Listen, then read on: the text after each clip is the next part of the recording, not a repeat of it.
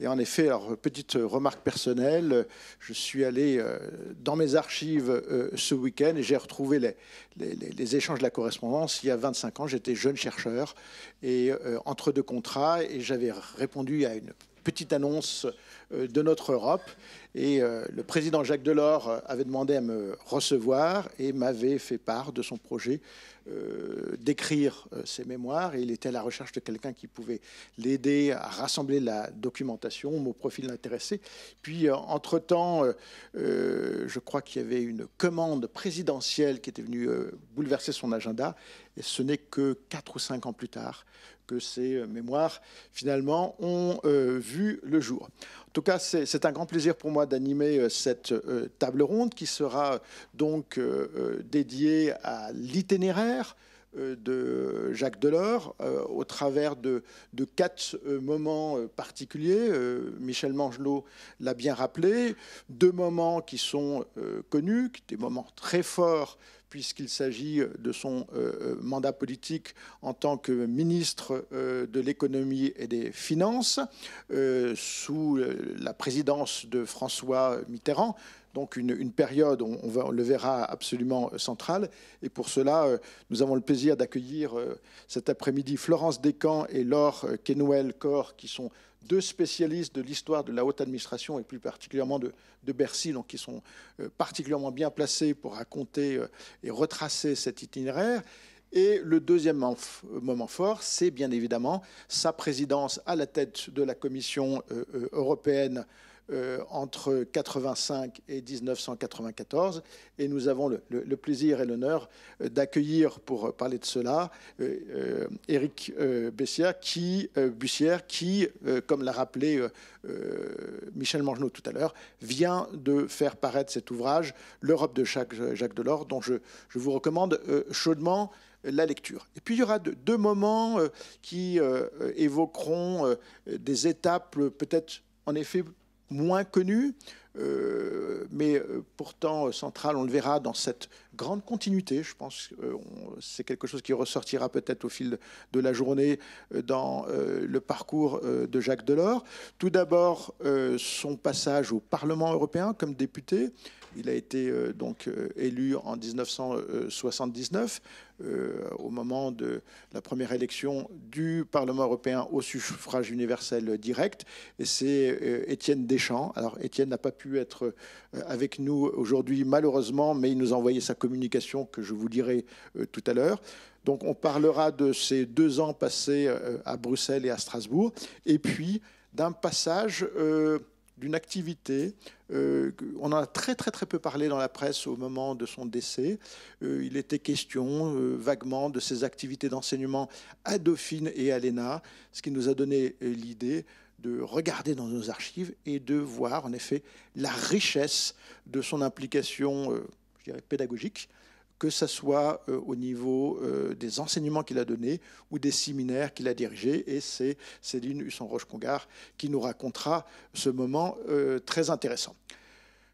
Voilà, donc sans plus tarder, on aura un moment ensuite d'échange, bien évidemment. La séance étant filmée, celles et ceux parmi vous dans le public qui, en ce qui concerne le droit à l'image, ne souhaiteraient pas être filmés, pensez-y avant de lever la main pour parler, parce qu'à ce moment-là, on pourra faire en sorte, au moment de la captation, que voilà, votre visage n'apparaisse pas.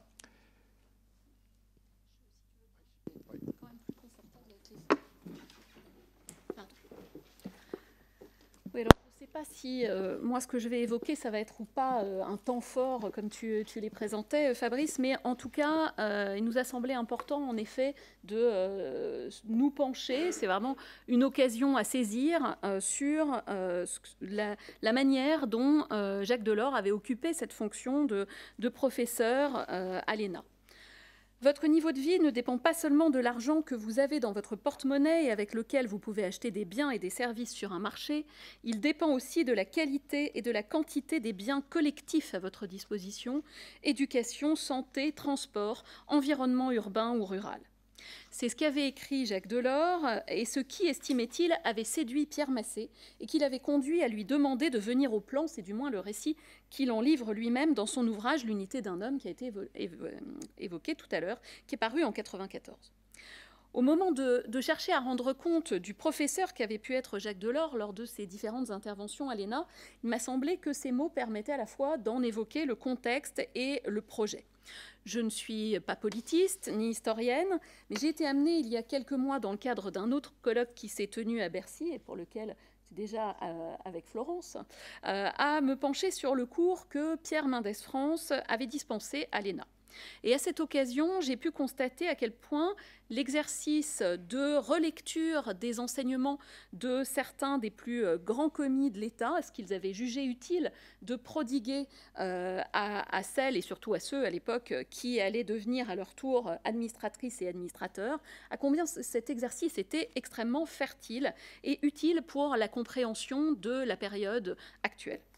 Aussi, lorsque Michel a évoqué le principe de cette collaboration, c'est immédiatement sur cette question que j'ai proposé d'intervenir en toute inconscience, en sachant très bien qu'on trouverait des tas de choses dans la documentation et que je finirais avec une très grosse frustration à l'idée que je ne pourrais pas rendre compte de tout. Alors, j'ai observé tout ça avec mon regard de théoricienne du droit, spécialiste de l'intérêt général et de la manière dont l'État tisse juridiquement le lien entre l'individu et le social, mais aussi, et peut-être surtout, avec ma plus récente expérience de directrice de la recherche de l'INSP. Et combiner ces deux éléments m'ont amené à une lecture peut-être un peu singulière des documents que j'ai examinés, mais en tout cas une lecture qui m'a été très utile pour éclairer les travaux quotidiens de mon équipe dans une perspective réflexive qui était déjà celle que j'avais connue dans ma trop courte plongée dans les archives européennes à Florence. Les documents que j'ai pu examiner, grâce à l'aide de Sarah Foss, qui est notre chargée de mission innovation publique et direction de la recherche, que je remercie beaucoup, et plus encore à l'aide de Geneviève Vélicita, que Michel a évoqué tout à l'heure, notre stagiaire de Sciences Po, qui a été elle aussi extrêmement efficace, eh bien, ces documents ils se décomposent essentiellement en 3 catégories. Tout d'abord, un ensemble de 3 cours, composés chacun de plusieurs leçons, qui ont été dispensées entre février 64 et février 67 à l'ENA. Les thématiques en sont toutes liées à la fonction de chef du service des affaires sociales au commissariat général du plan, alors occupé par Jacques Delors. Toutes témoignent d'un même intérêt marqué pour les préoccupations sociales et interventionnistes et d'une même recherche d'efficacité pour tenter de chiffrer les besoins sociaux, puisque c'est la problématique de l'époque, en tout cas l'une de celles auxquelles vraiment s'attaque Jacques Delors. En 64, 5 leçons sur les groupes sociaux et la politique des revenus. En 66, 2 leçons sur la programmation en valeur et la politique des revenus, et plus précisément sur la planification des équipements collectifs. En 67, 3 leçons sur l'approche des problèmes sociaux dans le 5e plan. Voilà pour le premier élément du corpus. Le deuxième, c'est une conférence prononcée le 16 janvier 67, consacrée à l'intégration d'aspects sociaux dans le développement économique. Enfin, le troisième, 3 rapports réalisés par des élèves de différentes promotions sous la supervision de Jacques Delors, dans le cadre de séminaires dont il avait la charge. En 68, le séminaire des comptes de la nation aux indicateurs sociaux du développement, auprès de la promotion Turgot. 74, le séminaire Les aspects quantitatifs et sociaux de la croissance, croissance et société, le cas de la France de 59 à 73, auprès de la promotion Léon Blum. Et en 75, le séminaire Inflation et emploi salarié, auprès de la promotion Guernica. J'ai trouvé évidemment énormément de choses très intéressantes dans les archives. Je dois me contenter de les survoler ici pour tenter de vous donner à voir ce qui me paraît en faire à la fois la spécificité et surtout la profonde unicité. Parce que ce qui m'a frappé peut-être surtout, c'est la très grande cohérence, avec parfois même une certaine redondance, qui existe d'un enseignement à l'autre. Il s'agit toujours de trouver le moyen de saisir économiquement le social, en mobilisant systématiquement la comparaison internationale, ça ne surprendra personne, dans une constante recherche d'équilibre qui s'inscrit dans une perspective que je qualifierais de raisonnée et raisonnable. Se trouve donc toujours combinée l'attention portée à ce que Jacques Delors lui-même appelle les questions sociales, sans qu'on sache très bien délimiter ce dont il s'agit, parce que, évidemment, dans la perspective personnaliste qui était la sienne, le social s'étend très largement, et puis, en combinaison, l'attention portée à la comparaison internationale. Quel que soit le type d'intervention, la démarche est la même. En revanche, il me semble que se dessine une évolution dans le projet à travers la méthode d'enseignement qui change au fil du temps, et c'est sur cet aspect que je voudrais m'arrêter quelques minutes. On passe en effet d'un temps qui est dédié à surtout l'exposé des faits, lors duquel Jacques Delors a fréquemment recours à la science, surtout aux sciences économiques et sociales bien sûr, et à la comparaison internationale. Un deuxième temps qui est celui de l'encadrement de travaux plus prospectifs réalisés par les futurs administrateurs eux-mêmes et laissant de côté la question de la scientificité en elle-même, comme si de l'un à l'autre le temps en était venu en quelque sorte à manquer et comme si la temporalité de l'action publique s'éloignait irrémédiablement de celle de la recherche scientifique. Dans le premier moment, Jacques Delors s'attache à présenter une synthèse de la situation française destinée à expliquer les questions qui font débat, en exposant les arguments des diverses parties en présence et en s'appuyant sur de très nombreux exemples étrangers, c'est systématique, pour souligner les évolutions qu'il juge nécessaires et plaide bien sûr notamment pour la mise en place d'une politique des revenus. C'est particulièrement net, me semble-t-il, dans la conférence qui est consacrée à l'intégration d'aspects sociaux dans le développement économique, qui apparaît comme un moment de basculement. Dans ses cours précédents, Jacques Delors revient sur la vertu essentiellement pédagogique, selon lui, de ses enseignements. Il s'agit surtout de récapituler un ensemble d'éléments que les lauréats du concours d'entrée sont censés avoir déjà en tête, une sorte de précaution pour s'assurer qu'ils disposent bien tous du niveau requis sur les questions économiques émergentes, notamment celles qui concernent la politique des revenus. D'un format légèrement différent, la conférence de 67 s'ancre quant à elle dans un constat que je vous livre, ce sont les premières lignes. On assiste depuis une vingtaine d'années à une remise en cause progressive de la manière traditionnelle dont sont abordés les problèmes sociaux.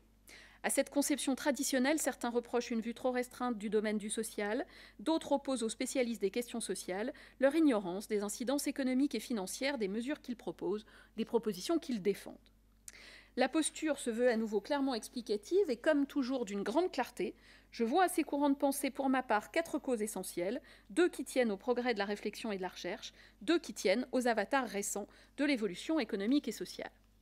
Cette double approche amène à mobiliser conjointement la science, surtout l'histoire, l'économie, la sociologie, la science politique et la comparaison internationale. Sur le premier point, il vise essentiellement les travaux qui sont relatifs à l'économie du bien-être. Il évoque des recherches qui s'efforcent de poser les problèmes sociaux en termes de coûts et d'avantages, comme on le fait dans le domaine économique, il s'agirait de faire dans le domaine social, ce qui permet de poser des critères de choix, des analyses de rentabilité. Il mentionne également un nombre croissant d'études sociologiques concernant la décision, le comportement des groupes, les obstacles au changement, les rigidités de tous ordres, dit-il, qui s'opposent au progrès de la croissance.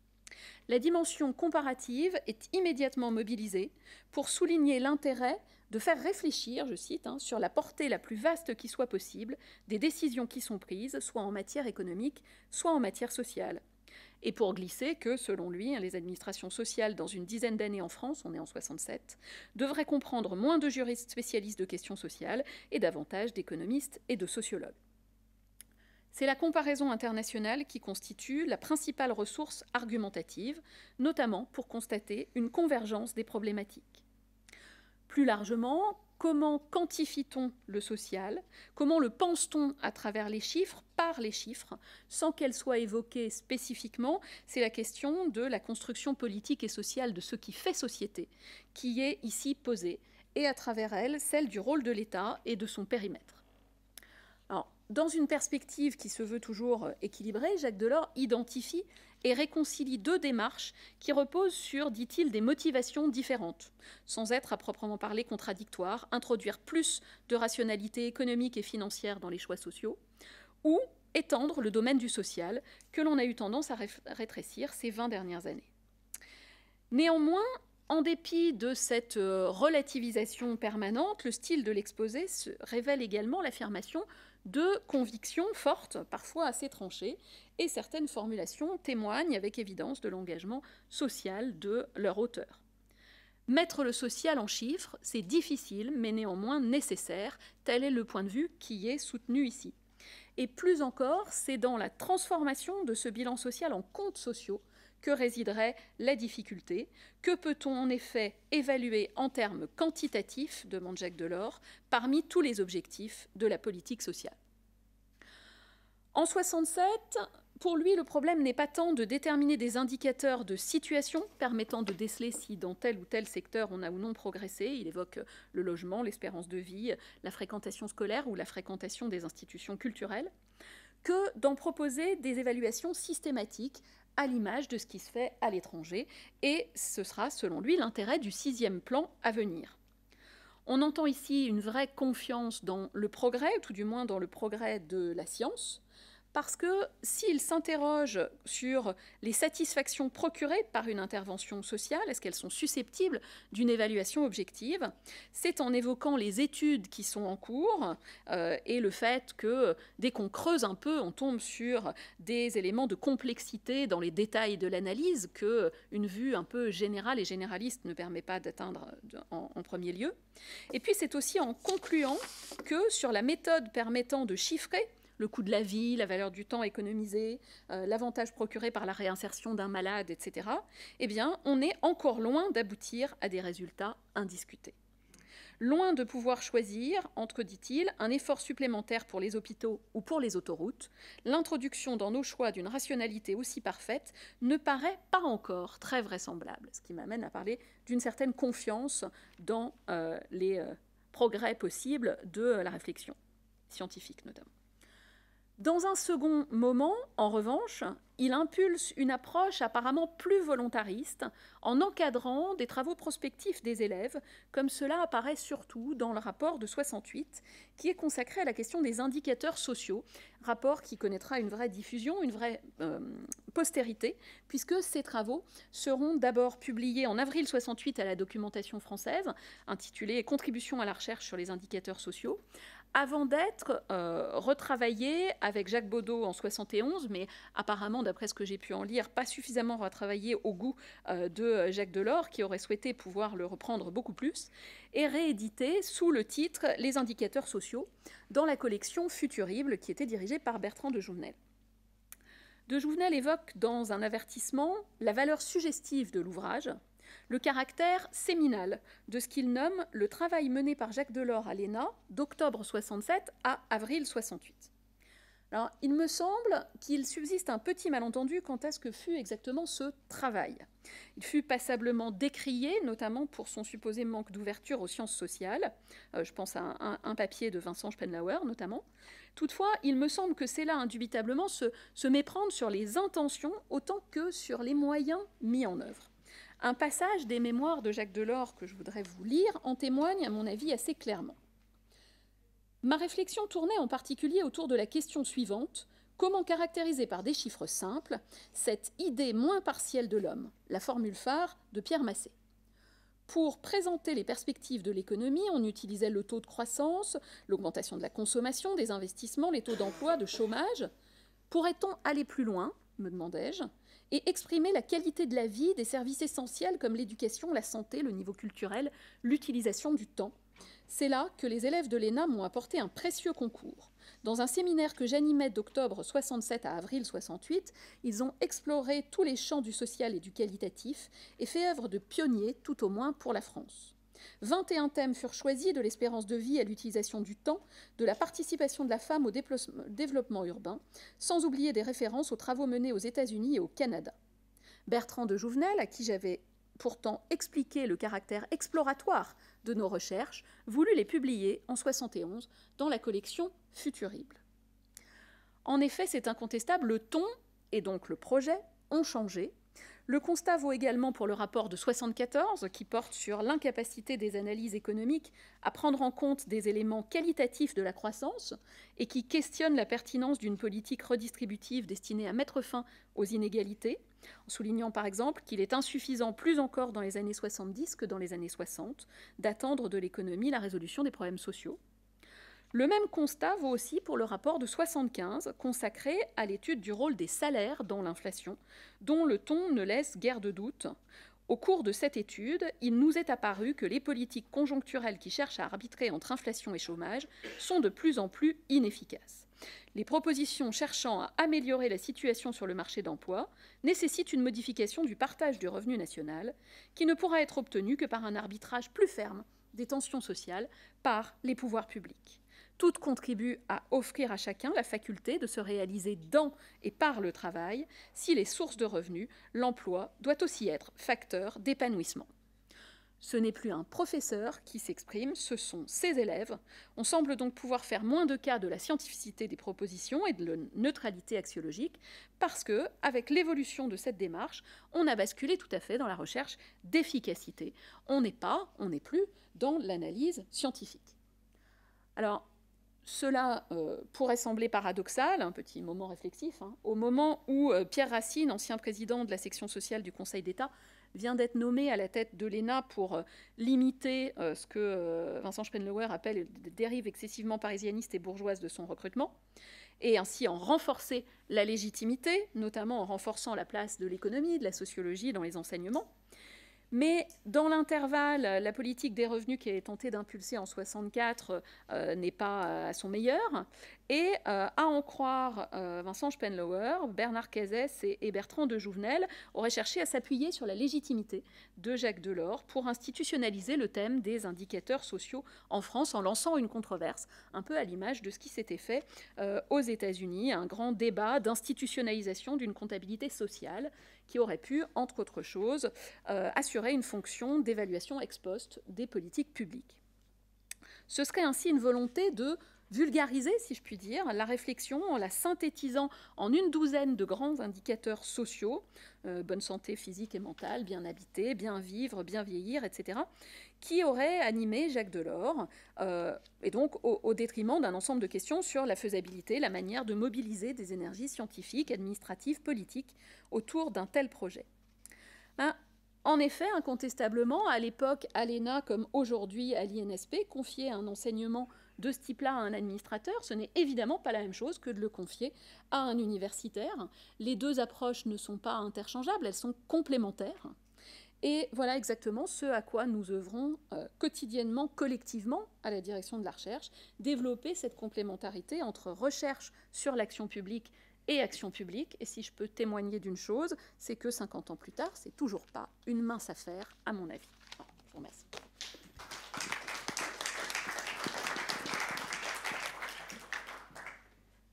Merci beaucoup, Céline, pour ce regard rétrospectif sur cette période très intéressante. Ah, ça ne marche pas. Voilà. Je tiens à saluer l'arrivée juste au bon moment de Bernard Boucaud, ancien directeur de l'ENA, et qui a été élève de cette fameuse promotion. Alors, je ne pense pas qu'à l'époque, Bernard Boucaud était dans le groupe qui a eu Jacques Delors comme professeur pour son séminaire. Je tiens à préciser qu'il y avait une autre élève assez connue dans cette même promotion qui était la fille même de Jacques Delors, Martine Aubry, mais je pense qu'il se serait de toute façon déporté. Mais en tout cas, voilà, c'était une époque particulièrement intéressante. Alors, je vais me passer la parole et lire tout de suite le texte de Étienne Deschamps.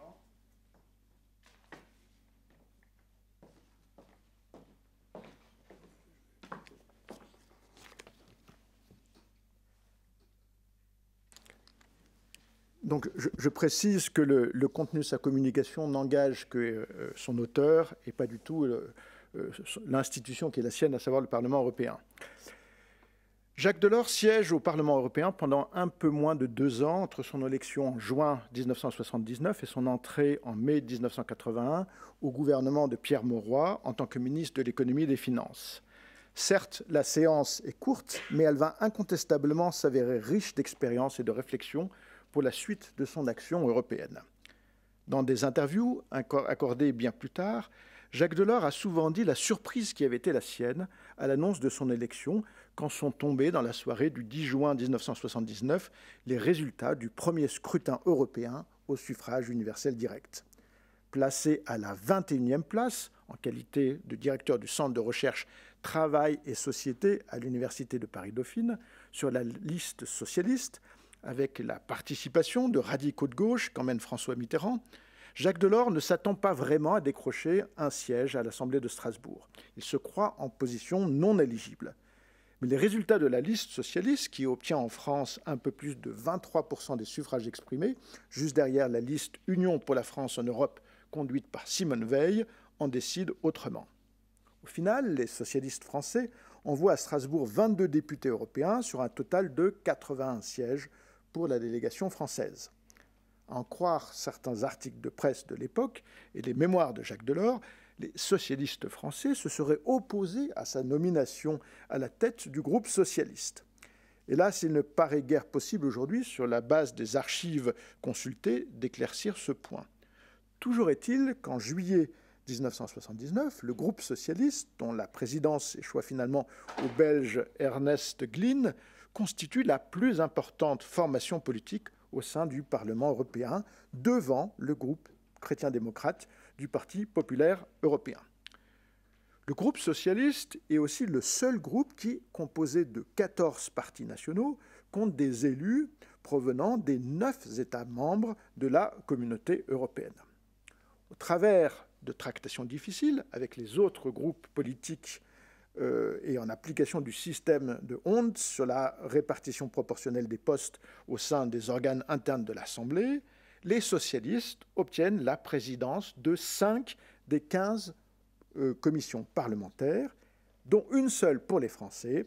Jacques Delors se voit ainsi confier la présidence de la Commission économique et monétaire. Commence alors une période d'intense activité professionnelle, rythmée par des déplacements incessants entre Paris, Bruxelles et Strasbourg, et très vite, Jacques Delors a de son rôle de président de la commission parlementaire une conception bien précise. Il entend, sur des sujets décisifs, aider la commission à exercer son droit d'initiative et pousser le Conseil des ministres à surmonter ses divergences. Mais la tâche s'avère vite compliquée, car le contexte général est particulièrement difficile. C'est en effet l'époque où la communauté et ses 9 États membres font face depuis plusieurs années à une crise du système monétaire international, à l'envolée des prix de l'énergie, oui déjà, suite au choc pétrolier, au ralentissement de la croissance économique et à de graves crises sectorielles. La stagflation et le chômage de masse renforcent aussi le climat d'europessimisme. Jacques Delors a néanmoins pour lui l'avantage de déjà bien connaître les institutions européennes, car il les fréquente depuis plusieurs années en tant qu'expert des questions économiques, sociales et syndicales. Aussi, y a-t-il de longue date noué de solides amitiés, notamment avec des fonctionnaires proches de François-Xavier Ortoli, qui, depuis 1977, assurent la vice-présidence de la Commission chargée des affaires économiques et financières, ou plus récemment d'Étienne Davignon, commissaire chargé du marché intérieur, de l'union douanière et de l'industrie. Les premiers mois de Jacques Delors au Parlement européen sont consacrés à la mise en place de la Commission économique et monétaire et à l'organisation de ses travaux, ce qui suppose une étroite collaboration avec la trentaine de députés concernés et avec les fonctionnaires de l'Assemblée affectés à Bruxelles au secrétariat des commissions. Entre 1979 et 1981, la Commission économique et monétaire élabore de nombreux rapports, dont des textes sur des propositions de la Commission au Conseil et des rapports d'initiative. Parmi ces derniers, les sujets sont variés.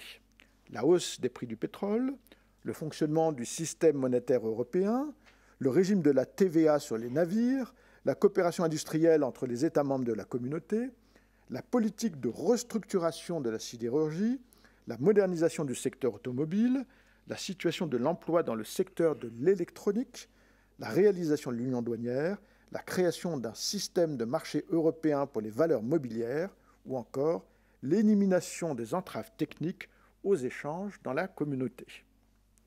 S'il n'est formellement rapporteur d'aucun de ces textes, Jacques Delors doit néanmoins orchestrer le planning des séances de travail et des auditions en collaboration étroite avec les autres commissions parlementaires, principalement la Commission des affaires sociales et de l'emploi.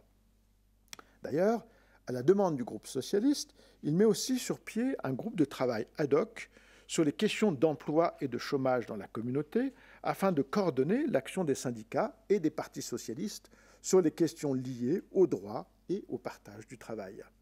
Mais ce n'est pas tout, car en marge de ses activités de député européen, Jacques Delors met la dernière main au rapport que la Commission européenne a demandé en 1978 à un groupe de personnalités du monde politique, syndical et universitaire, sur les conceptions économiques et sociales qui s'affrontent dans la communauté. Jacques Delors préside les discussions. Rendu public en janvier 1980, son rapport préconise d'orienter les efforts des Neuf sur une réduction substantielle du chômage et des inégalités sociales, sur un mode plus efficace de régulation des économies et sur une conciliation entre croissance et consommation d'énergie. Dans la foulée, Jacques Delors participe au printemps 1980 à Rome au colloque de l'Association pour le projet socialiste intitulé « Idées socialistes pour l'Europe ». C'est là qu'il présente un rapport consacré à la définition d'une approche socialiste des problèmes économiques de l'Europe. Il en profite d'ailleurs pour réclamer un renforcement de la politique régionale afin de soutenir financièrement les régions en retard de développement.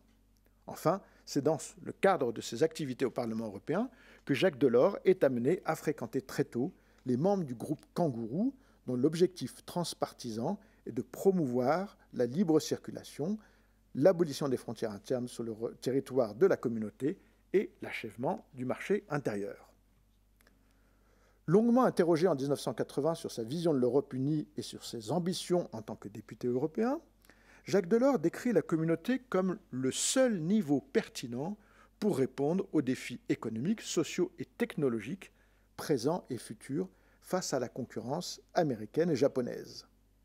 Et déjà, il affiche son grand intérêt pour l'amélioration du marché intérieur. S'il s'exprime assez peu sur les questions institutionnelles, il insiste pourtant sur l'importance d'une coopération constructive entre le Parlement et la Commission. Il veut voir en effet dans l'Assemblée une force de proposition pour l'exécutif et une source d'espoir pour les citoyens face à la crise économique et sociale qui frappe la communauté. Ceci dit, il regrette que l'Assemblée de Strasbourg ne se concentre pas davantage sur les questions strictement communautaires, telles que définies par les traités. Dénonçant ensuite une sorte d'improvisation dans l'inflation des résolutions d'urgence, il plaide pour un rééquilibrage des travaux en séance plénière entre les débats sur les problèmes communautaires et économiques, d'une part, et les questions de coopération politique ou de défense des droits de l'homme dans le monde, d'autre part. Prenons par exemple les réticences des autorités britanniques à favoriser l'intégration selon la méthode communautaire. Jacques Delors avance l'idée d'une Europe à géométrie variable pour les États membres décidés à aller de l'avant, notamment dans les domaines de la politique énergétique, industrielle et monétaire. Pointant enfin une trop faible homogénéité au sein du groupe socialiste, il affirme toutefois croire en l'émergence au sein de l'Assemblée d'éléments d'une gauche européenne originale, puisque mue essentiellement, à ses yeux, par le souci de renforcer la cohésion et l'indépendance de l'Europe et de lui faire jouer un rôle décisif pour la paix, la défense des droits de l'homme et la création d'un ordre économique mondial plus juste et plus efficace. En séance plénière, Jacques Delors exprimera d'ailleurs sa conception du socialisme en citant l'ancien Premier ministre suédois Olof Palme, selon qui la société doit être plus douce pour les faibles et plus exigeante pour les plus forts. Ardent défenseur de la concertation sociale et de la stratégie des petits pas, Jacques Delors intervient à plusieurs reprises dans les débats en séance plénière à Strasbourg pour appuyer les rapports déposés par ses collègues de la Commission économique et monétaire. Ainsi, s'exprime-t-il sur un large éventail de questions telles que le renforcement du système monétaire européen, la crise de l'industrie sidérurgique ou le mouvement coopératif européen.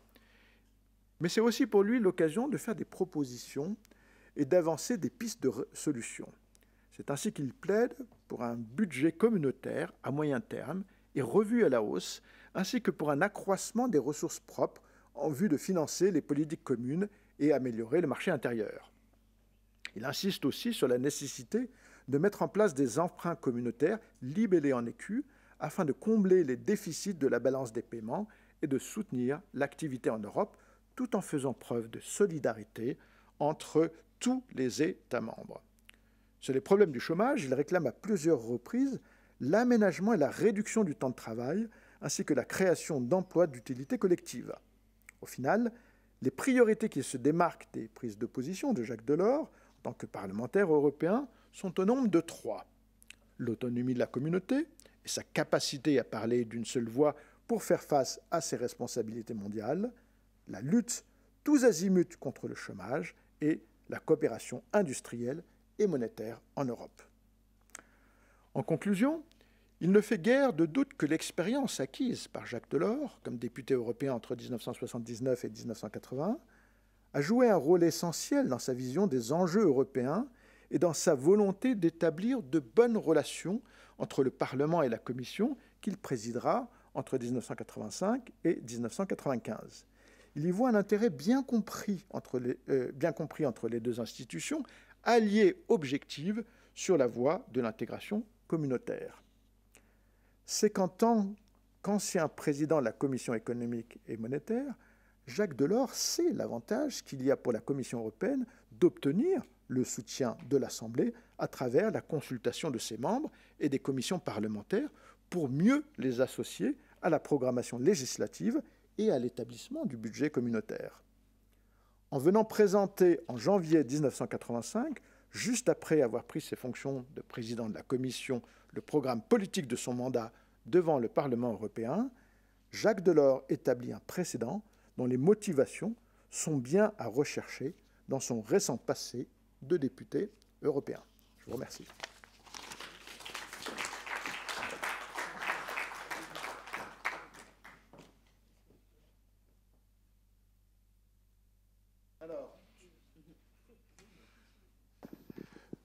Du Parlement européen, on passe à Bercy, au ministère de l'économie et des finances.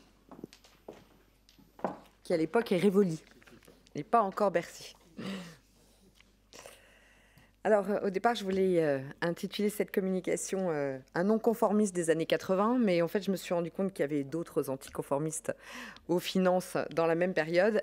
Donc, je me contenterai de souligner quelques points saillants de la trajectoire de Jacques Delors. Donc, il me semble qu'il faut mentionner quand même le premier creuset, à savoir la Banque de France, où Jacques Delors a gravi tous les échelons et où il s'est formé à l'économie. Notamment au cours du Centre d'études supérieures de la Banque. Donc il n'est ni un pur universitaire, il n'a pas fait Sciences Po, il n'a pas fait l'ENA, il y a été professeur, mais il n'est pas non plus un membre des grands corps de l'État et il ne peut pas totalement être assimilé aux technocrates des années giscardiennes et barristes. Plus important peut-être le deuxième creuset, c'est le creuset originel, le creuset intellectuel et conceptuel du personnalisme chrétien, qui s'incarne successivement dans la Jeune République, puis dans l'Action catholique et la JOC, dans le syndicalisme chrétien de la CFTC au sein du courant Reconstruction, qui mènera à la scission et à la création de la CFDT. Il y développe des méthodes et des contenus spécifiques. Par exemple, comme héritage de la doctrine sociale de l'Église et du christianisme social, la croyance dans l'importance des partenaires sociaux, des corps intermédiaires, la croyance aussi dans la concertation et la négociation, le choix de la responsabilité, par exemple ne pas tout confier à l'État, la recherche du bien commun et à l'échelle internationale, la recherche de la paix. Donc doit-on chercher dans ce creuset les clés de l'unité d'un homme, de l'homme Jacques Delors? Cette inspiration se manifeste dans sa première expérience collective véritable au sein de l'État, celle du plan, qui mobilise les forces vives de la nation et a forgé une méthode créatrice de consensus avec l'ensemble des acteurs économiques et sociaux. Les maîtres mots sont à l'époque concertation et participation, mais aussi croyance dans la nécessité des études pour préparer les décisions. Et on a parlé tout à l'heure des indicateurs sociaux pour la mise en œuvre d'une politique des revenus. Dans l'affiliation de ces expériences intervient son premier passage à l'action politique, expérience inattendue, peu conformiste, sa participation au cabinet de Jacques Chaban-Delmas en 1969 comme conseiller aux affaires sociales et à Jacques Delors a été confiée la rédaction de la partie sociale du discours de la nouvelle société. Donc cette participation fait de lui un acteur politique mal identifié et suscite autant de méfiance au sein de la gauche historique, notamment marxiste, que sur la planète gaulliste, même si on retrouve chez certains gaullistes de gauche des notions qui ne dissonnent pas avec les idées de Jacques Delors, le plan, la politique des revenus, la formation continue, la participation l'épargne populaire ou la politique contractuelle. Donc, pour ce premier point, trois petites conclusions d'étape.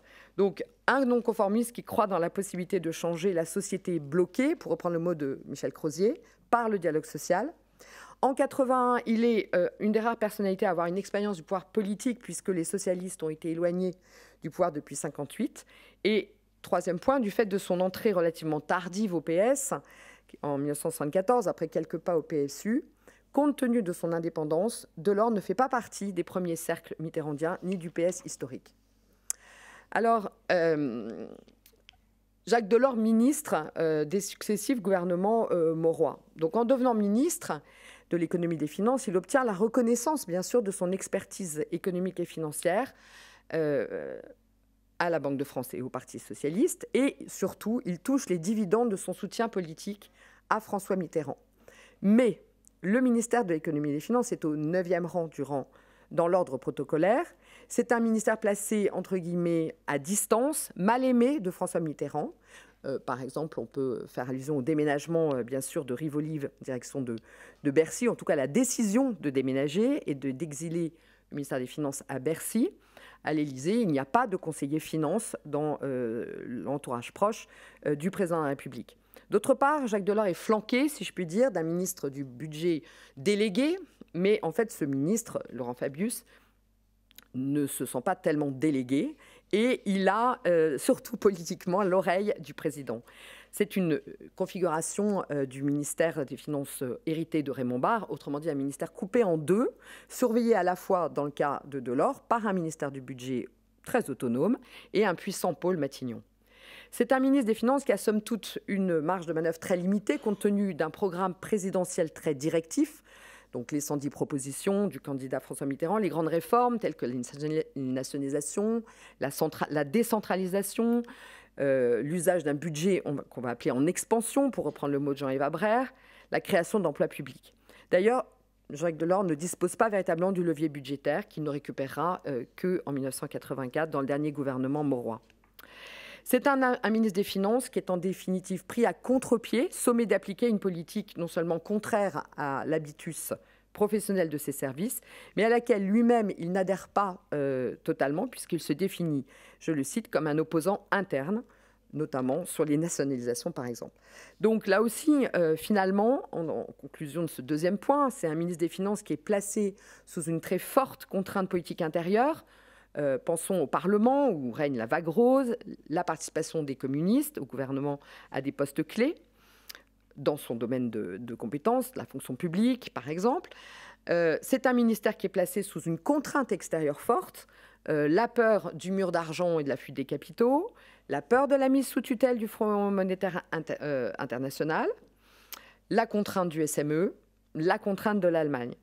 Or, dès son entrée dans le gouvernement, Jacques Delors porte une option préférentielle pour l'Europe, dont il a une bonne connaissance, comme ça nous a été démontré dans la communication précédente. Alors, existe-t-il une méthode Delors au ministère de l'économie et des finances ? Donc, dans son cabinet, assez resserré au départ, qui va, comme tous les cabinets, ne faire que s'élargir, on repère, première catégorie, des fidèles, des conseillers qui sont issus de ses rencontres personnelles au plan, de ses nombreux clubs et groupes de travail, du cabinet Chaban, de ses engagements sociaux. Je pense par exemple, assez original aux finances, un directeur du travail, Jean Lavergne. On y trouve des deux conseillers venus de l'intérieur de Rivoli qui partagent ses convictions, comme Philippe Lagayette et Pascal Lamy, Jean-Baptiste Defoucauld, Jérôme Vignon, Pierre-Yves Cosset. Enfin, on y trouve, comme de coutume, des conseillers techniques issus des grandes directions du ministère, principalement issus du Trésor, de la DRE, de la DGCRF, c'est-à-dire des prix et de la concurrence et la répression des fraudes, et enfin le SLF, Service de législation fiscale, qui vont pour certains essaimer à partir de 82 jusqu'à Matignon et à l'Élysée. Il s'appuie enfin sur les grands directeurs du ministère. Il en maintient certains, notamment Jean-Yves Abrère au Trésor, Michel Prada à la comptabilité publique, un peu plus loin Renaud de la Générale à la Banque de France, ce qui n'exclut pas des nominations plus politiques au budget, aux impôts, aux douanes ou au personnel. Un entourage, somme toute, assez technocratique, en phase avec un ministre lui-même habitué à travailler avec le ministère des Finances depuis le commissariat général au plan. habitué aussi à côtoyer de hauts fonctionnaires de droite comme de gauche, notamment au sein d'Échanges et Progrès. Il n'a pas de suspicion de principe contre la haute administration, contrairement peut-être à son successeur.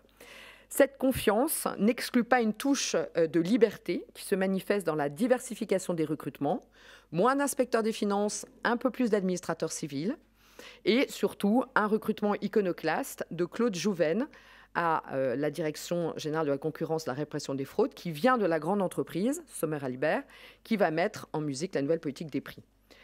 Donc sa méthode, elle est bien connue par la quinzaine de témoignages que l'on possède de ses proches, un très grand talent pédagogique et d'exposition, dont il a déjà été question, le dialogue, la concertation, les petits pas, mais aux finances, les discussions très longues avec les syndicats à l'échelle nationale ou, par exemple, pour le blocage des salaires, ou locale, la pratique des auditions, de très nombreuses consultations, confère la figure de Delors, ingénieur social, une figure quand même assez incongrue à Rivoli. Il pratique le même exercice à l'échelle de Rivoli et surtout de la construction du nouveau ministère à Bercy avec les syndicats de la maison.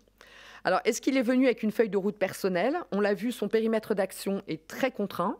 En plus, il subit une actualité monétaire omniprésente, 3 dévaluations, qui font de lui finalement un ministre du franc, quasiment non-stop, entre 81 et 83.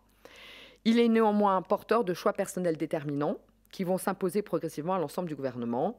J'en retiendrai pour ma part 4. La lutte contre l'inflation, la réhabilitation de l'entreprise comme partenaire social, les linéaments d'une politique de la concurrence et enfin l'ancrage dans l'Europe, ça va sans dire.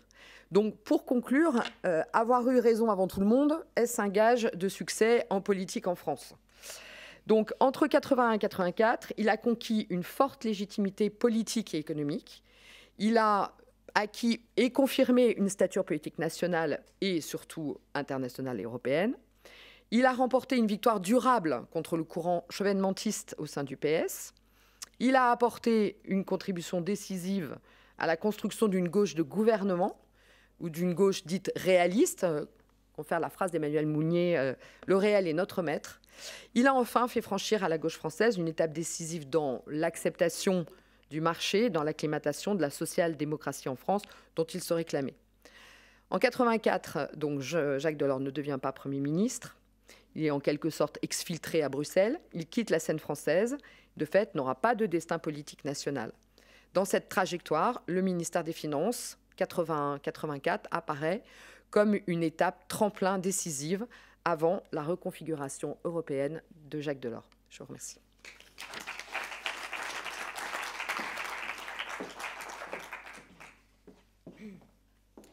Donc c'est une communication à deux voix sur le ministère des Finances, puisque Florence ayant posé le cadre, les filiations intellectuelles, le cadre politique et administratif et la méthode, maintenant je vais m'attacher assez rapidement sur la place et l'influence de Jacques Delors dans la politique économique et financière entre 81 et 84. Donc Florence l'a rappelé, Delors ne fait pas du tout partie du premier cercle mitterrandien. Il a dû parfois batailler pour imposer ses vues.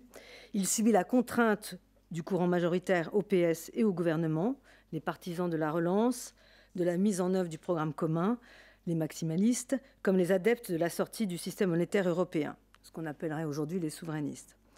Ce qui fait d'autant plus ressortir ce que le ministre a réussi à réaliser en moins de 3 ans.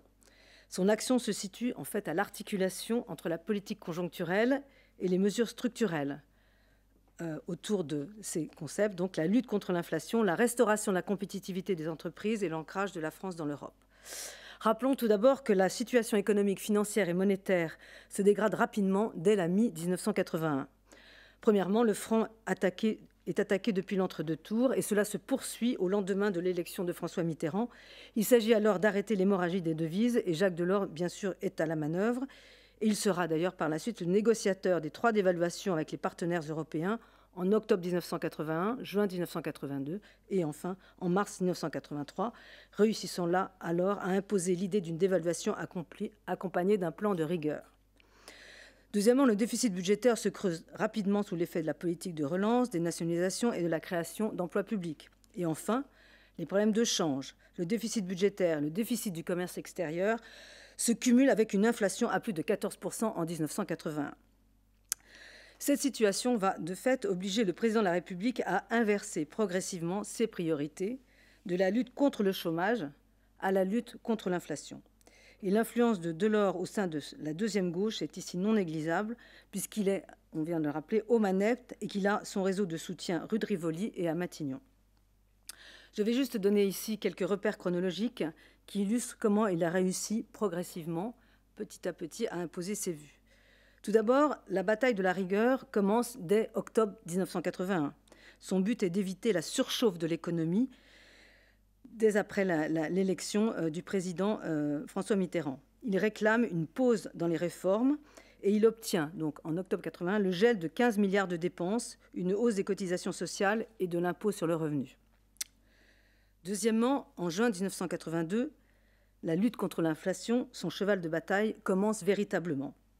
Avec la seconde dévaluation, il met en place le blocage des prix et des salaires pendant quelques mois, et surtout la désindexation des salaires de l'inflation.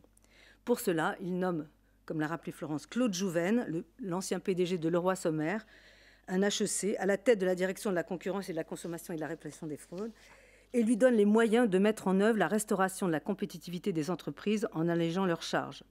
L'indexation des salaires sur l'inflation devient illégale. C'est une rude bataille qui va engendrer des tensions entre le ministre, les syndicats, les commerçants et les entreprises.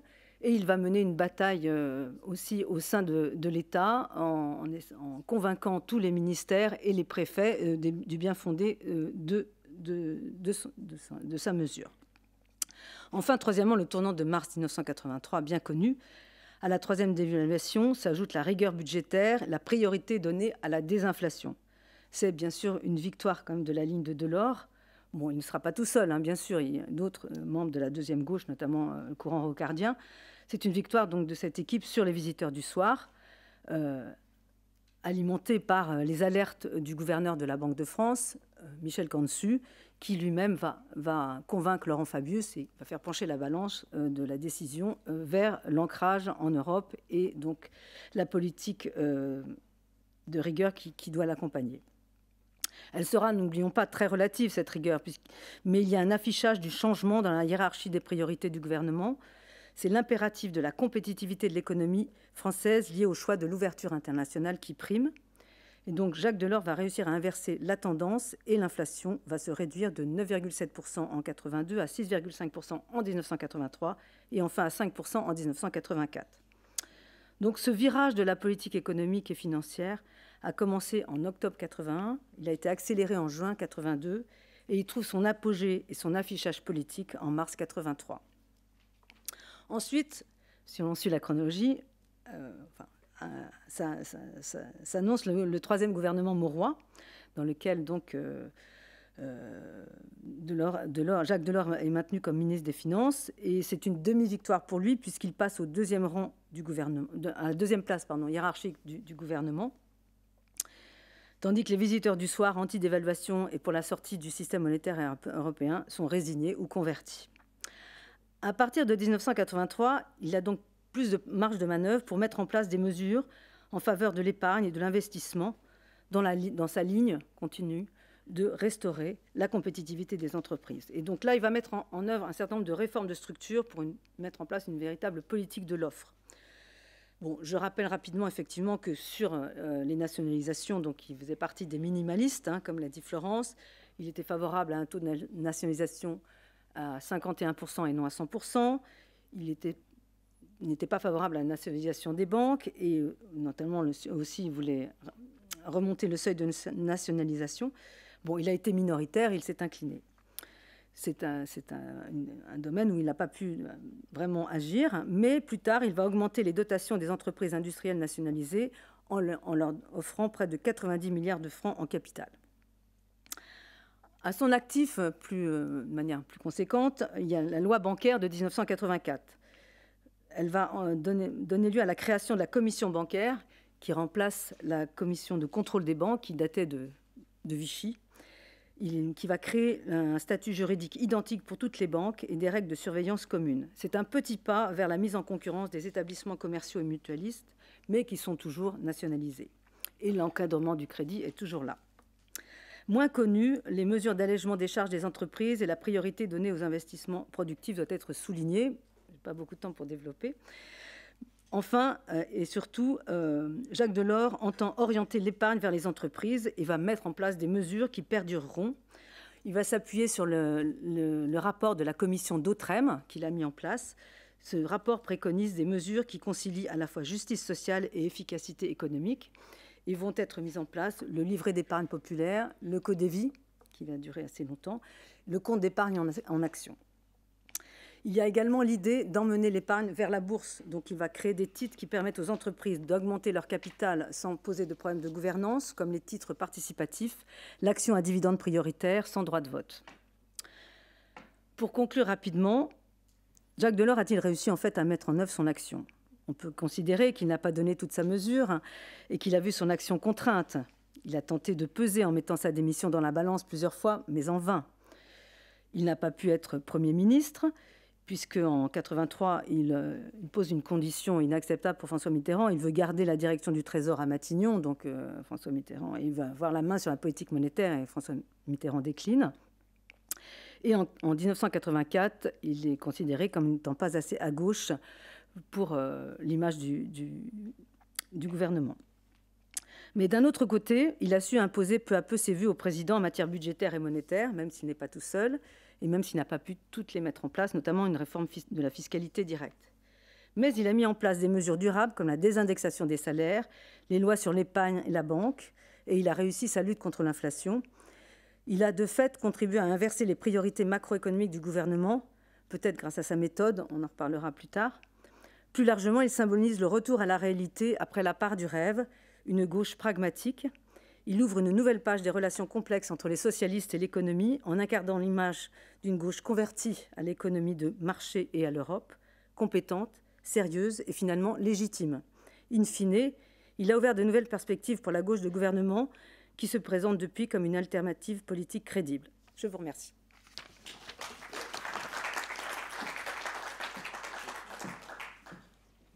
Merci beaucoup, Florence Descamps et Laure Quénouel-Corre. Et sans plus attendre, nous passons à Jacques Delors, président de la Commission européenne.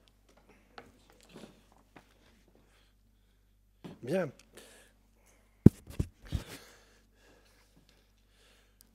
Ça fait toujours plaisir d'entendre des collègues parler de ce qui précède le moment où on va devoir engager le débat, mais je crois que je vais quand même revenir en arrière sur un certain nombre de choses qui me paraissent tout à fait essentielles. D'abord, je vous remercie, Madame, d'avoir évoqué les enseignements de Jacques Delors dans les années 60.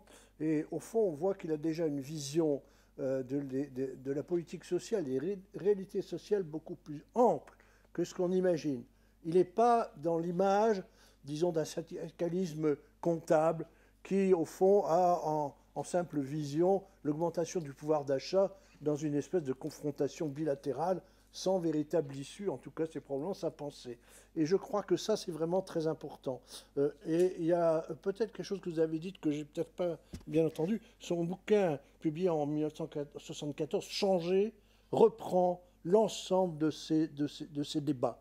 Et si vous voulez suivre un petit peu cette évolution, il met un peu entre parenthèses dans les années 80, il y a d'autres chats à fouetter, mais dans le livre blanc de 93, ça revient au premier plan. La dernière partie du livre blanc, c'est ça. 93, 74, années 60. Moi, je pensais que cette dimension-là était liée finalement à 68. C'est pas faux. Mais elle est aussi liée, je crois qu'il faut le dire, aux travaux du Club de Rome qui vont l'inciter à s'appuyer. Alors, Changer, c'est publié chez Stock en 1974, et vous avez un ouvrage de, comment il s'appelle, du commissaire, d'un des commissaires à l'économie qui l'ont précédé, Sigmund Mansholt, de 73, hein, qui porte sur, en gros, les travaux du Club de Rome. Ça s'appelle La crise, mais Mansholt était très proche de plusieurs économistes qui ont travaillé dans le rapport Meadows, et je crois qu'il y a une convergence et probablement une certaine complicité intellectuelle dans tout cela. Et ça me paraît très important. Ça, c'est pour le premier point. Le deuxième point qui m'a beaucoup intéressé, évidemment, qui est très important, quand on vient... Après, on regrette toujours que les autres nous ont pas apporté leur connaissance, peu importe. Étienne Deschamps, avec qui j'ai beaucoup parlé, a fait un rapport très intéressant qui montre au fond que sa culture européenne, elle date des années 79-80. Là, il assume la présidence de la commission ECOFIN, et là, manifestement, c'est tout à fait crucial. Peut-être pour une ou deux choses que je vais ajouter. Bon, cependant, il a déjà une culture du sujet auparavant, ça fait strictement aucun doute. La présidence de la commission ECOFIN, c'est important parce que ça va non seulement le mettre au cœur des enjeux européens, mais ça va le mettre au cœur, disons, d'un tissu relationnel restreint qui va le porter pendant 10 ans après.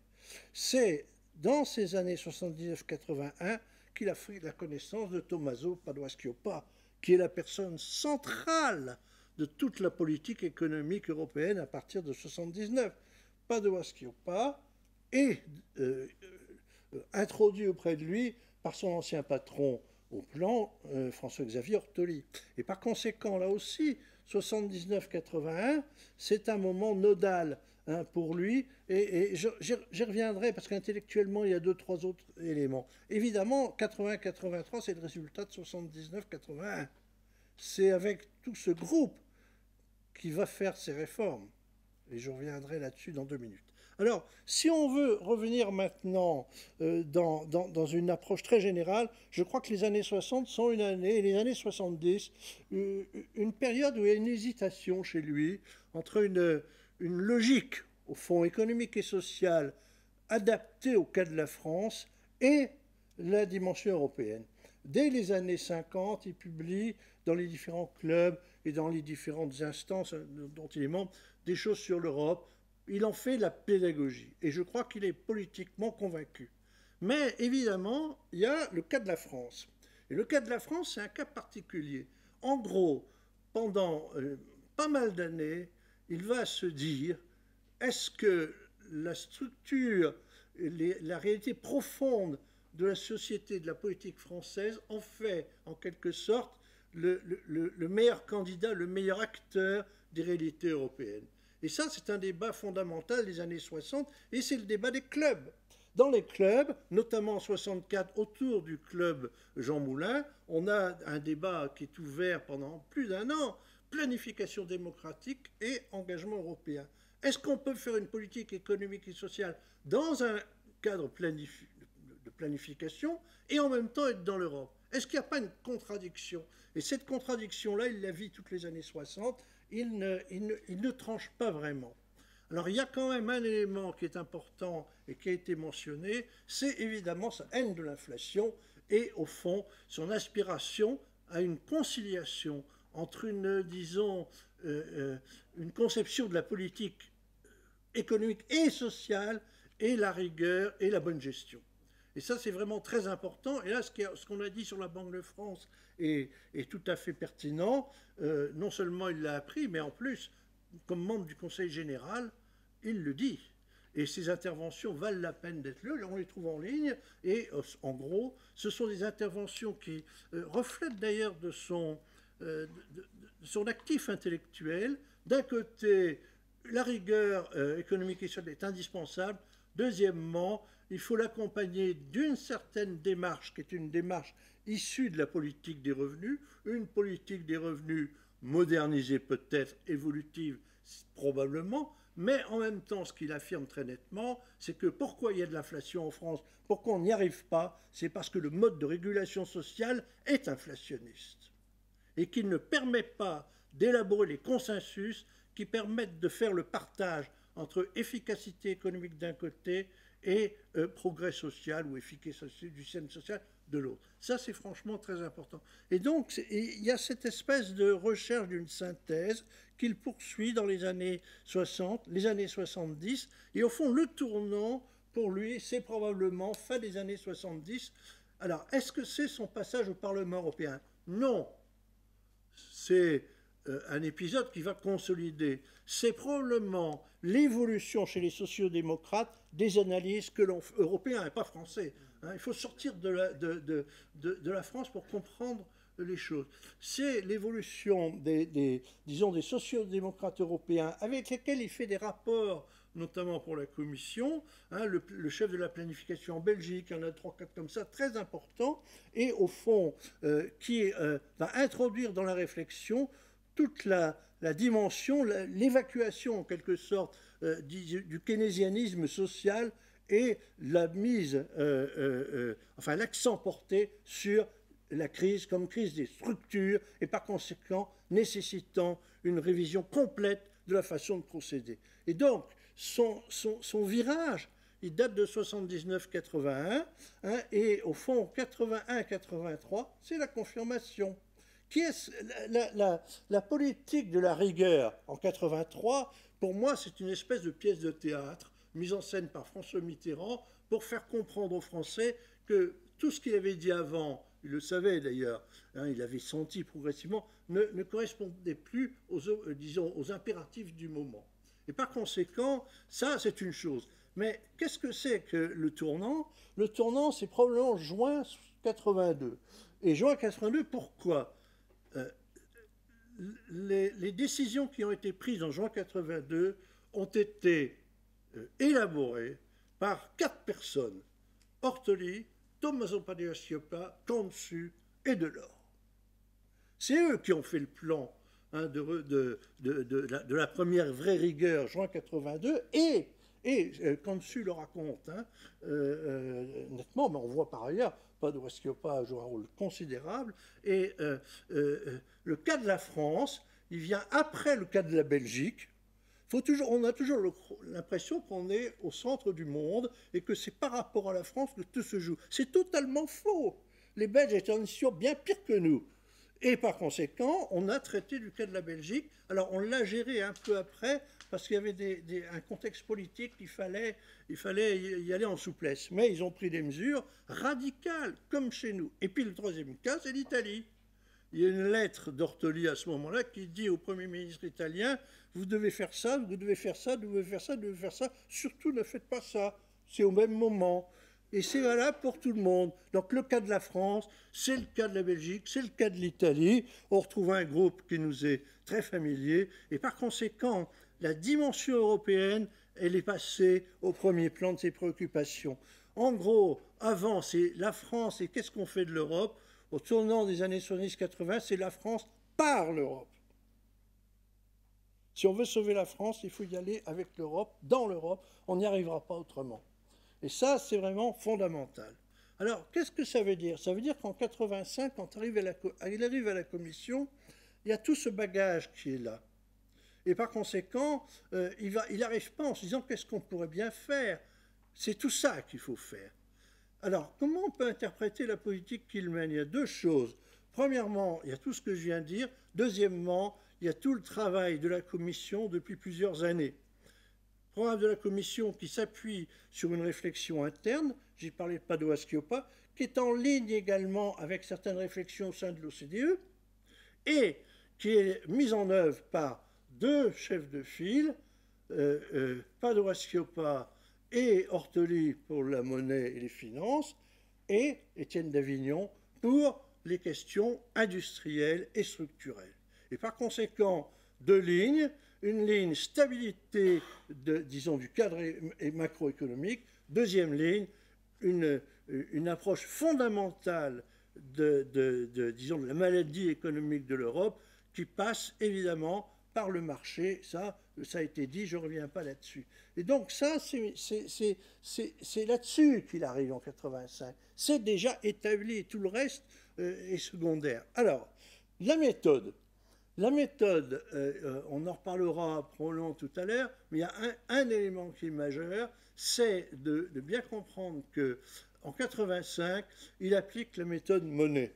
C'est-à-dire qu'on est dans une logique fonctionnelle d'engrenage.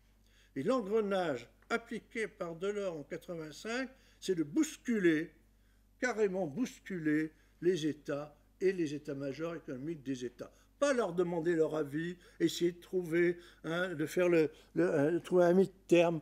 Non, c'est bousculer. Et pour les bousculer, qu'est-ce qu'il fait? Il y a un programme de la Commission qu'il présente en janvier 85, tout le monde connaît ça, disons son programme électoral. Il arrive, il explique un petit peu ce qu'il va faire. Il y a un programme de la Commission d'action pour l'année 85, en mars 85, et ils pondent le livre blanc et le sortent en mai 85. Ça a été fait en 6 semaines, le livre blanc. Ça a été fait en 6 semaines. Et on sait qui c'est, il y a quelques personnes, et ça porte tout le projet, disons, d'achèvement du marché intérieur et de politique sociale antérieure, mais Delors, lui, il va traduire ça politiquement en action politique. Et c'est le livre blanc, ça veut dire la méthode fonctionnelle, mais avec une certaine brutalité, contrairement à ce qu'on pourrait croire. En 6 semaines, c'est fait. Et en gros, ça veut dire, vous voulez le marché intérieur, vous êtes d'accord, parce qu'ils savaient qu'il y avait un consensus. Mais si vous voulez ça, il faut ça, il faut ça, il faut ça, autrement ça ne tient pas.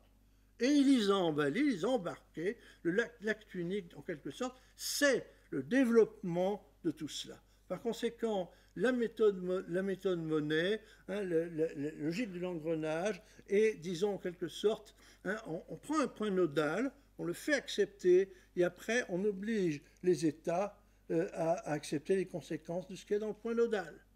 Et ça va jusqu'en 87, ça va tout seul. Alors, qu'est-ce qui se passe, disons, après 87, et comment il faut, disons, considérer l'union monétaire dans tout ça, puisque au fond, les gros morceaux, c'est marché intérieur et union monétaire. Alors, là encore, on est sur une ligne, on va basculer d'une ligne en quelque sorte, qui est encore une ligne fonctionnelle, à une ligne qui change assez fortement. On est sur une ligne fonctionnelle en ce sens que on veut le marché intérieur, on veut, disons, un marché intérieur qui comprend le marché des produits manufacturés, mais aussi le produit des services. Le marché commun, enfin, le marché intérieur des produits et services, ça veut dire aussi le marché des services d'assurance et financiers. Si on fait le marché du service financier, on déstabilise le tout, parce que les États ont des politiques tellement différentes, elles commencent à l'être moins, mais enfin, s'ils ont des politiques différentes, ça se casse la figure. Ça explose rapidement. Donc, ça veut dire, pour pouvoir faire le marché intérieur, de façon complète, pour pouvoir, en quelque sorte, assurer le redressement, la modernisation des structures économiques européennes, eh bien, il faut faire l'union monétaire. Et par conséquent, l'union monétaire, elle est en quelque sorte, oui, j'ai fini quasiment, elle est, je ne vais pas la raconter, il y a beaucoup de choses qui ont été dites, c'est pas la peine. Donc, il faut faire l'union monétaire. Alors, le personnage qui a construit le modèle intellectuel et qui a donné les arguments à Delors à l'intérieur du comité Delors pour l'union monétaire, c'est Tommaso Padoa-Schioppa. C'est lui qui a tout fait. Le rapport dont je vous donne le titre, je vérifie de ne pas dire de ne pas alors attendez que je le retrouve. Quelqu'un le sait, efficacité, stabilité, équité. Fondamental, 1987. Stabilité, efficacité, stabilité, équité. Efficacité, l'union monétaire comme condition du reste. Stabilité monétaire destinée, indispensable à la modernisation des structures. Équité, des contreparties nécessaires pour que ça marche. Et si vous regardez, vous relisez l'ensemble des interventions de Delors au sein du comité dit Delors, toute son argumentation est tirée du rapport Tommaso Padoa-Schioppa. Il laisse de côté les aspects spécifiquement monétaires au gouverneur. Il intervient quand il voit que ça dérape un peu à la fin. En revanche, ce qu'il dit, on fait l'union monétaire. Pourquoi on fait ça? Parce que j'ai mis le système en déséquilibre pour qu'on puisse faire l'union monétaire. J'ai mis volontairement le système en déséquilibre. Là encore, on est dans une logique évidemment fonctionnelle de déséquilibre qui est en quelque sorte le moteur de l'action.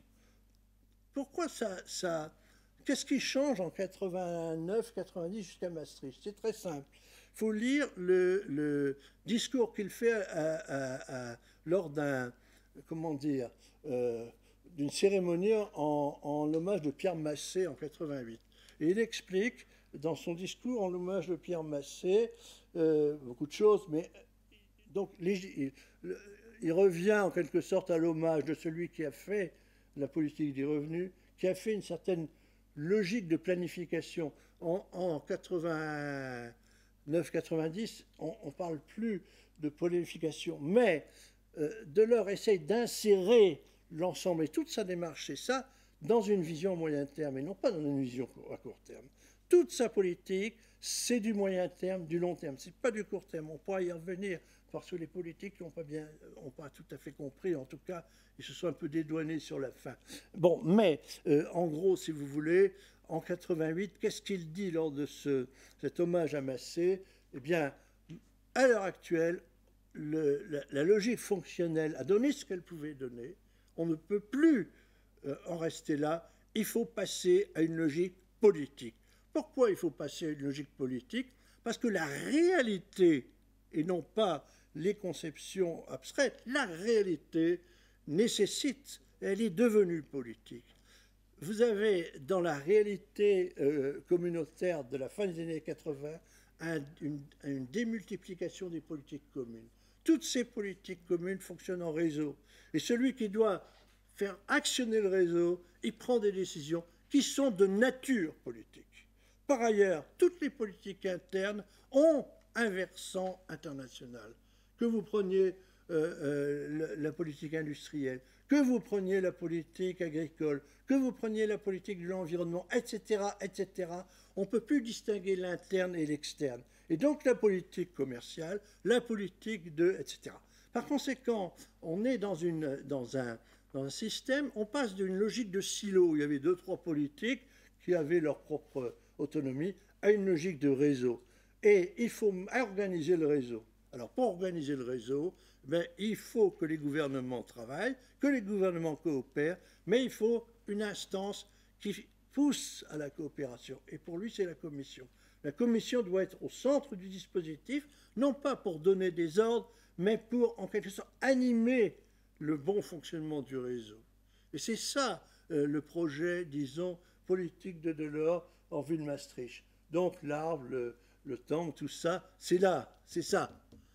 Et par conséquent, on peut dire qu'il a donné, autour de 90-91, l'essentiel de ce que tout son passé, toutes ses réflexions lui ont donné. C'est un homme qui construit son schéma à travers des expériences et une réflexion tirée de l'expérience et un effet cumulatif. Voilà.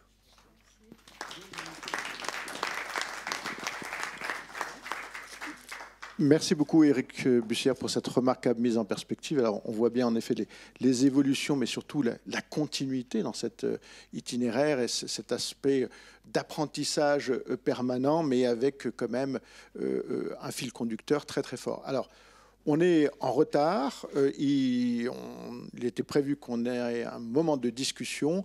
On va peut-être prendre, si tu en es d'accord Michel, 10 minutes, peut-être pour laisser la possibilité d'avoir quelques questions, demandes de précision de la part de la salle.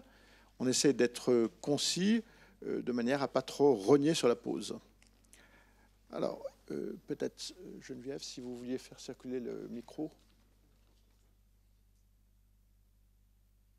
Est-ce qu'il y a des demandes d'intervention, des questions? Si vous voulez peut-être préciser votre nom et à qui s'adresse votre question. On va prendre peut-être les deux questions tout de suite, monsieur et ensuite Pierce Ledo.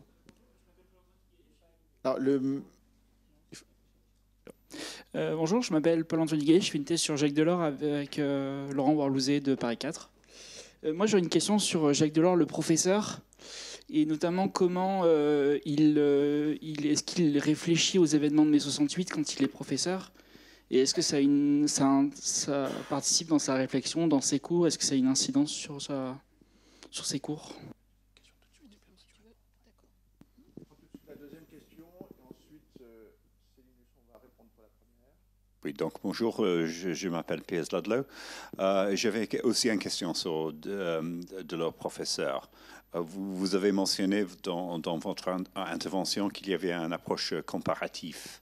Et je me demandais, les comparaisons sont en général avec quel pays et les connaissances de Delors viennent d'où? Est-ce qu'il y a des indices de ce qu'il lit, d'où il apprend ces informations sur les autres pays? Merci beaucoup. Alors sur le premier point, ça va être un peu décevant. Non, pas à ma connaissance, en sachant que les documents, est-ce que c'est bien allumé? Oui, pardon. Les documents dont nous disposons sont plutôt antérieurs à mai 68. Donc, dans ces conditions, voilà, l'ensemble des 3 cours et donc de toutes les leçons que ça représente, la conférence du 16 janvier 67, et y compris le premier rapport qui date de 68, mais qui en réalité couvre la 2e année de cursus des élèves de l'école, puisqu'à l'époque, ils partaient la première année entièrement en stage, s'étend de septembre-octobre jusqu'à avril, et publié en avril, donc non. Et sur, alors, sauf erreur de ma part, parce que les 2 autres rapports qui m'ont intéressé un tout petit peu moins, j'ai pas eu le temps de les lire en entier, mais ce n'est pas lui qui les écrit. Donc, de toute façon, ça ne permettrait pas de répondre de manière satisfaisante à votre question, même si jamais il devait y avoir des éléments. Vu les thématiques, je ne crois pas, mais... Voilà, sans plus. Quant à la question de la perspective comparative, alors c'est une question, moi qui suis comparatiste et européaniste, qui m'a intéressée évidemment beaucoup. Dans ces cours, il n'y a pas de notes de bas de page. C'est vraiment un exposé à la suite. C'est pourquoi j'ai dit que le format conférence était un petit peu différent, mais pas tant que ça en réalité, puisque dans les cours, il expose un certain nombre de choses dont il souhaite pouvoir discuter ensuite avec les élèves, mais on n'a pas forcément cette partie-là de la discussion. Et il évoque certains éléments sur, par exemple, lorsque c'est des données vraiment scientifiques de sciences économiques ou sociales, c'est-à-dire il va citer les travaux qu'il évoque, par exemple sur l'économie du bien-être. Mais quand il y a des données sur, on sait qu'au Royaume-Uni ou aux États-Unis il se passe telle chose, il évoque par exemple l'état de l'Union, le discours sur l'état de l'Union qui est fait par le président, en disant que ça pourrait être intéressant qu'en France, il y ait une espèce d'état social, en quelque sorte, de l'État qui soit fait, qui soit présenté, mais il n'y a pas d'éléments d'appui, c'est-à-dire, hormis le fait que ça donne à voir un intérêt très très marqué pour ce qui se fait ailleurs, et donc une envie de comparer et d'aller chercher des éléments. C'est pour ça que je dis c'est vraiment miser sur la clarté, d'autant que les cours sont pas très longs, donc il a, à mon avis, pas le temps de rentrer dans ce genre de détails, et on n'a pas ces éléments-là, ce qui est évidemment extrêmement dommage.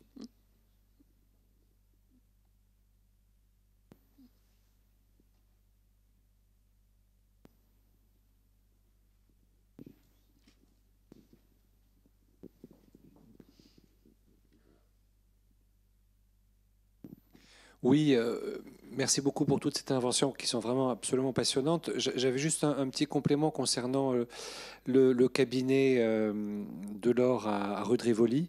Est-ce que dans les entretiens que vous avez réalisés, est-ce qu'il vous semble qu'il y a des divergences éventuelles d'appréciation entre les membres du cabinet, ou on a plutôt un cabinet un peu qui partage la même vision? Et est-ce que, puisqu'on accueillera tout à l'heure Pascal Lamy, est-ce qu'on identifie une place particulière qu'il occupe au sein du cabinet, ou c'est bien plus tard qu'il jouera un rôle décisif auprès de Jacques Delors?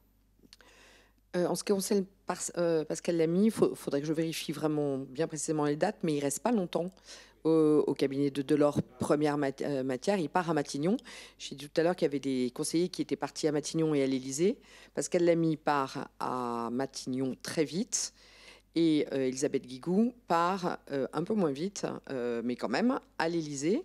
Et on a Isabelle Bouillot qui arrive de chez Le Garec pour les secrétaires d'État aux nationalisations, qui arrive pour devenir directrice adjointe de cabinet, et ce qui montre bien la problématique budgétaire qui était assez faible dans, on va dire, de leur première manière. Et donc, elle porte voilà, la préoccupation budgétaire. Je parle d'Isabelle Bouillot, alors que finalement, Elisabeth Guigou portait la préoccupation monétaire et fuite des capitaux, balance des paiements, etc. Donc, il faut bien étudier vraiment très finement les conseillers. On voit bien les rééquilibrages. Donc, Pascal Lamy s'en va, Elisabeth Guigou s'en va à l'Élysée. Et voilà. Et puis, sinon... moi, j'ai un souvenir d'un des conseillers un témoignage qu'on a recueilli, Laure et moi, qui est, lui, parfaitement déprimé. Donc, il croit qu'on va dans le mur et qu'on ne va pas s'en sortir, quoi. Donc là, ce n'est pas tout à fait la même énergie qui se déploie que voilà, d'autres conseillers plus volontaristes qui disent « si, on va y arriver ». Voilà. Je ne nommerai pas le conseiller, mais... Tu veux dire quelque chose ? Non, je pense que j'aurais aussi parlé du Guigou. Mais, bon.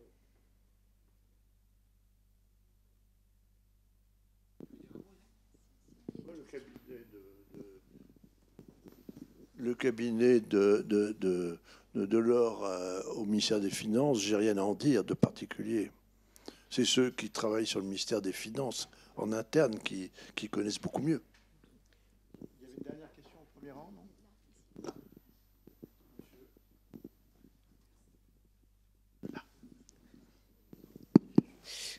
Bonjour, merci beaucoup pour toutes ces interventions. Alors, résultat, je travaille sur des gens qui ont été très proches de Jacques Delors et de Jacques Delors lui-même, et sur la question du christianisme social. Et donc, il y a eu deux éléments que je trouvais assez intéressants.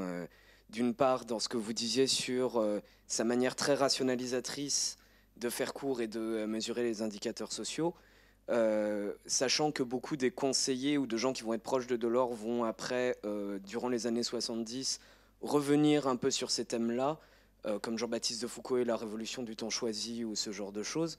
Je voulais savoir si tout simplement Delors n'a pas aussi profité, y compris de son ancrage dans des clubs plus chrétiens sociaux, pour pouvoir développer cette question.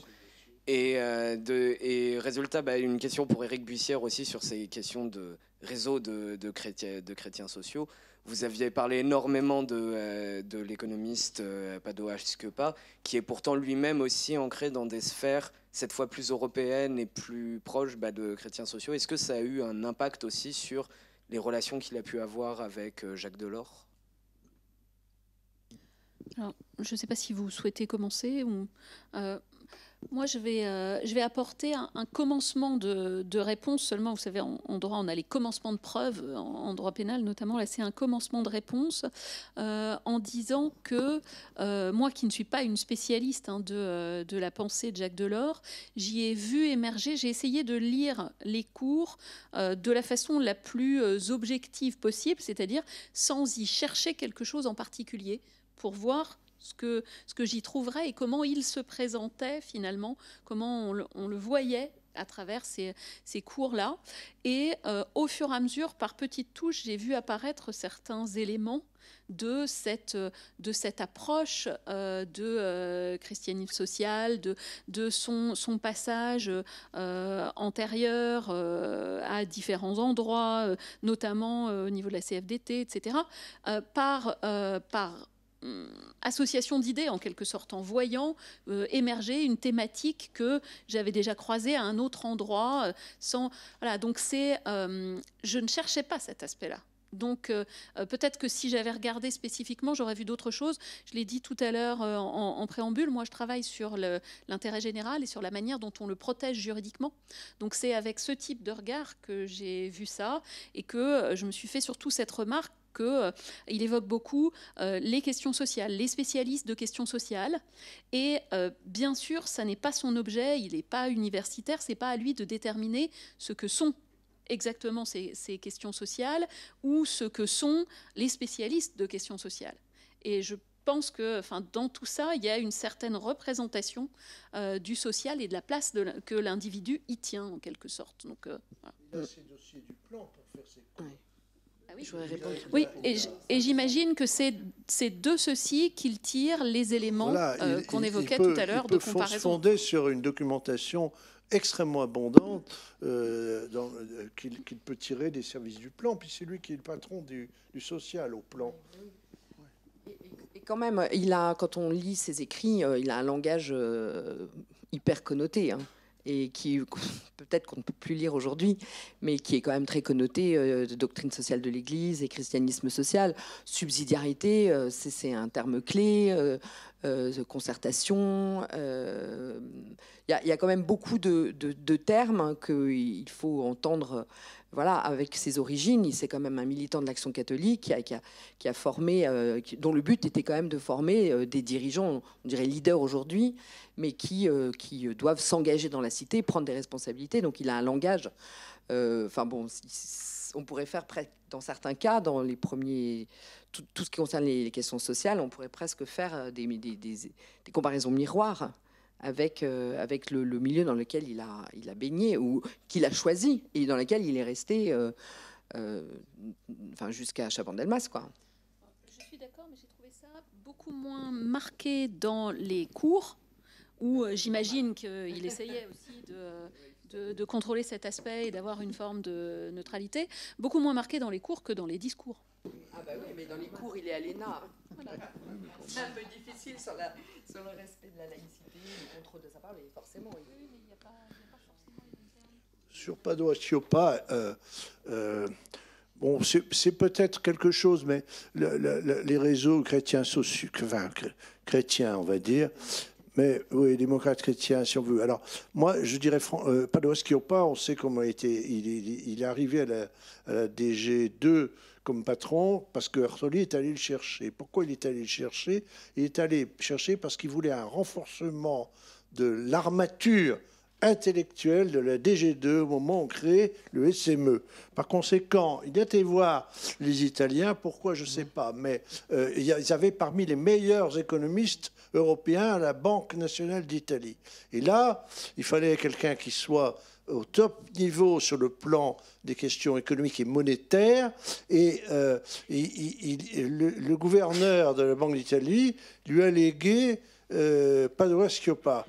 Parce qu'il revenait des États-Unis, il avait été l'élève de Modigliani, et c'était probablement un de ceux qui étaient les plus armés intellectuellement pour développer en quelque sorte ses compétences. Et par ailleurs, c'était un fédéraliste. Hein, il était proche de quelqu'un comme Spinelli, hein, et il a d'ailleurs vécu avec la fille de Spinelli, hein, dans la deuxième moitié de sa vie. Oui, parce qu'il était veuf assez tôt. C'est très connu, hein, c'est une histoire très importante. Et c'est quelqu'un qui avait une capacité d'analyse bien au-delà de la technique.